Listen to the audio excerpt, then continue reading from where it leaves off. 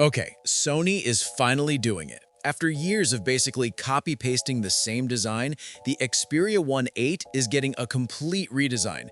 New renders just dropped, and honestly, this might be the biggest change we've seen from Sony in a very long time. But there's a catch. Let's talk about it.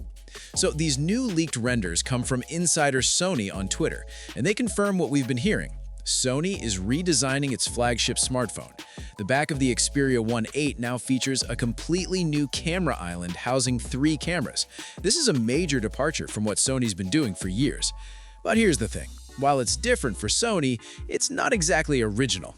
The back design looks eerily similar to the OnePlus 10 from 2022. Yeah, that phone. So Sony's breaking its own design language, but maybe borrowing a little too heavily from someone else's homework. Now, these renders are based on current rumors, and the source claims this design is close to the final version Sony may actually launch. So the major elements, like that camera island, probably won't change, but some of the finer details, those could still look different when the phone officially drops. Here's where things get interesting. The new renders also show the front of the phone, and unlike the back, this looks much more like Sony's previous models. The front camera is tucked inside a relatively thick top bezel, which also houses a speaker. There's an equally thick bottom bezel with the second speaker.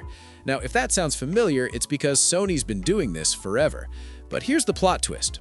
Earlier leaked images of the Xperia One 8 showed much thinner bezels and a punch-hole front camera. So which version is real? We don't know yet. But based on these latest renders, it looks like Sony might be sticking with the classic bezel approach, at least on the front. We don't know a ton about the hardware yet, but there are some solid rumors. That triple camera setup is expected to get an upgrade.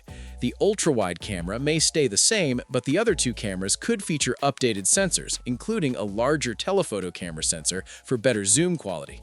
Under the hood, it's safe to assume Sony will pack in the Snapdragon 8 Elite Gen 5 with at least 12 GB of RAM. That would put the Xperia One 8 right up there competing with the Galaxy S26 and every other Android flagship on the market. So, after years of basically the same look, Sony is finally refreshing its design. This could help the company reach new fans who've been sleeping on Xperia phones. But here's the real question. Will Sony also change its pricing strategy?